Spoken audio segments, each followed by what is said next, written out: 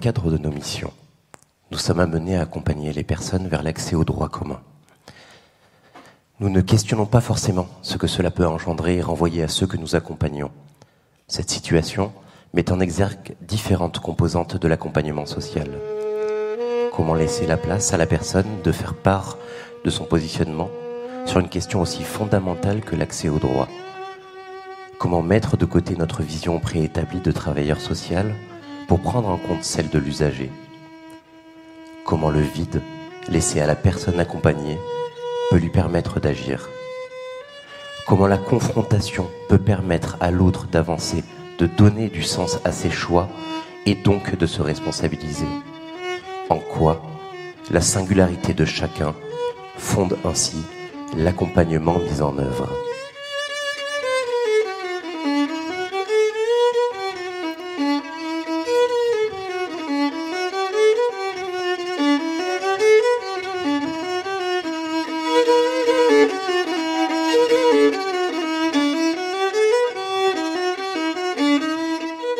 Originaire de Nancy, Monsieur O a 33 ans. Pas très grand, un peu trapu. Il semble tout droit sorti d'une série des années 70, un peu comme Starsky et Hutch. De longs gros flaquettes blonds vénitiens bordent son visage toujours un peu crispé. Il semble se contenir en permanence. Ses tatouages tentent de dire quelque chose du chemin qu'il a parcouru. Il quittera le foyer familial à ses 16 ans et sera ensuite accueilli en foyer suite à des conflits importants avec son père.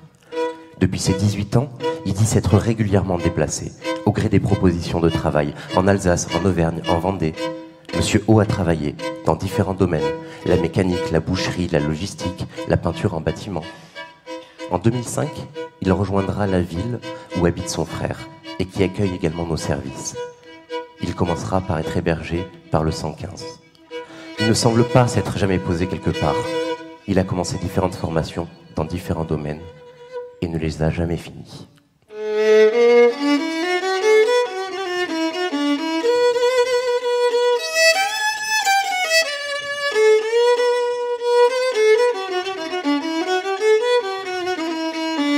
Il dira ainsi: je suis quelqu'un d'impatient, d'impulsif, je réagis au quart de tour, j'ai du mal à me contenir, si quelqu'un vient me chercher d'un peu trop près. Mais maintenant, j'essaie de me canaliser. J'ai besoin d'indépendance pour être performant. Je suis un pigeon voyageur, moi. Je n'ai pas d'attache, si ce n'est un chat dont je ne peux me séparer. Il m'apaise et me détend. Monsieur O a le permis de conduire, une voiture, depuis bien des années, une 306 blanche, qu'il entretient avec le plus grand soin. Il l'a hérité de son grand-père, et forcément, il y tient beaucoup. Il aime la bichonner. Il a même sympathisé avec un casseur, ce qui lui permet d'avoir un lieu pour la réparer et de récupérer des pièces directement sur place. À demi-mot, il nous dira quand même son désir de reprendre cette casse, puisque la personne va bientôt partir en retraite. Au fil de nos rencontres, nous entendons combien sa voiture, c'est sa vie. Lorsqu'elle tombe en panne, c'est un peu de lui-même qui tombe en panne. Pour qu'il puisse continuer à avancer, il faut que cette voiture roule, mais elle vieillit et elle commence à lui coûter cher au vu des faibles revenus dont il dispose. Pour autant, il refusera les propositions d'aide financière qui peuvent lui être faites. Si on m'aide à payer les frais de ma voiture, j'aurai l'impression qu'elle n'est plus à moi, et c'est la seule chose qui m'appartient vraiment. Lors de nos rencontres, nous lui demandons comment va sa voiture, un peu pour savoir comment il va. Et il y a souvent quelque chose qui ne va pas. En effet, c'est soit l'embrayage, le cardan, une autre fois un accident de la circulation.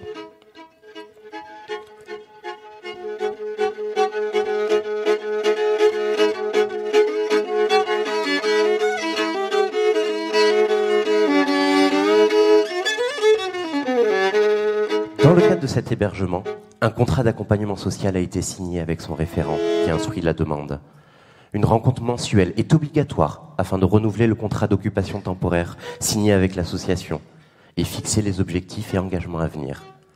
L'hébergement a pour objectif de lui permettre de mettre en œuvre son projet d'insertion sociale, en vue de travailler son projet de relogement, évidemment. L'avenant au contrat que nous signons chaque mois permet ainsi de définir des démarches très concrètes en vue d'envisager la suite.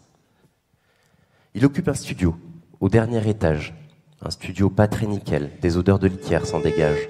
C'est un peu le bazar, mais visiblement Monsieur O s'y sent bien. Du Velux d'ailleurs, il peut garder un œil sur sa voiture garée en bas. Son chat semble s'y plaire. À son entrée, Monsieur O n'a pas pu s'acquitter de sa caution. En effet, une énième réparation sur sa voiture. Depuis son arrivée, il lui arrive parfois d'être absent au rendez-vous. Il nous dira avoir autre chose en tête et nous parle le plus souvent de sa voiture, encore une fois. Nous constatons que certains des objectifs que nous avons fixés dans un premier temps avec lui semblent compliqués à mettre en œuvre. Il nous expliquera. Pour certaines démarches, l'attente, le monde, tout cela c'est trop insupportable. Et puis je peux pas prendre le bus ou le métro. Je ne supporte pas être au contact avec les autres dans un lieu confiné. Je préfère marcher à pied ou même y aller en voiture. Au bilan des 6 mois d'hébergement, nous constatons ensemble qu'il n'a toujours pas réussi à aller à la CPAM pour faire sa demande de CMU. Monsieur O n'a pas vu de médecin depuis ses 16 ans. Sa santé compte peu. Seule celle de sa voiture semble le préoccuper. En lien avec ce constat, nous lui avons proposé un rendez-vous avec la TISF du service. Monsieur O est preneur, il nous dit que ça va l'aider. Un rendez-vous est organisé entre Monsieur O et la TISF, mais Monsieur O est absent. Au rendez-vous suivant, je reprendrai avec lui cette absence et l'interrogerai. Il y répondra « Je n'y ai pas été, car pour moi ça sert à rien d'avoir une CMU. De toute façon, je vais pas chez le médecin. Avant, j'avais une mutuelle que je payais tous les mois et c'était bien mieux. Je suis déjà accompagné pour le logement, c'est déjà bien assez. Je ne veux pas être un assisté. »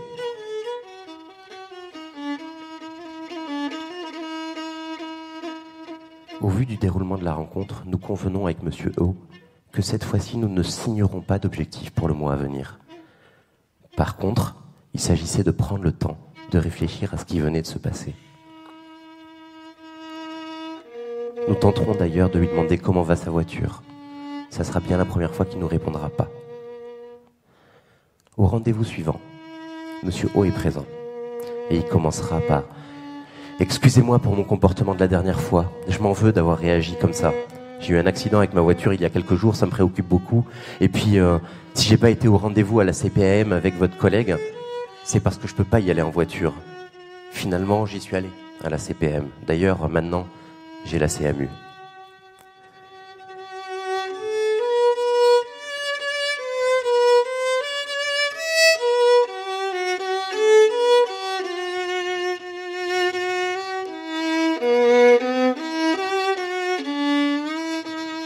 Pendant cette rencontre, nous sentons que Monsieur O s'investit dans l'échange et nous constatons qu'il a mis en œuvre ses engagements des derniers mois. Quelques semaines plus tard, alors que nous allions débloquer sa demande pour qu'il puisse accéder à un logement social, Monsieur O a quitté la résidence du jour au lendemain, sans laisser d'adresse. Il a pris le soin d'enlever le nom de sa boîte aux lettres, vidé son logement et a repris son chemin avec son chat et sa voiture. Il continuera son voyage. Nous voulions l'amener vers un peu de stabilité, vers un logement. Mais finalement, le pigeon voyageur n'est pas prêt à se poser. Le sera-t-il d'ailleurs un jour ?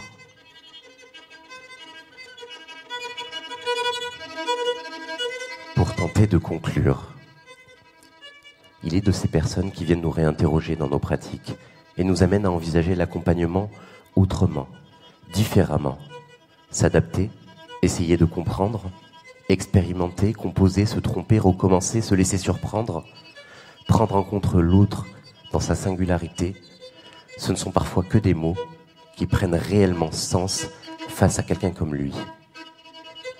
Lorsqu'une personne quitte la résidence du jour au lendemain sans laisser de traces, nous nous inquiétons. Mais pour lui, quelque chose est différent.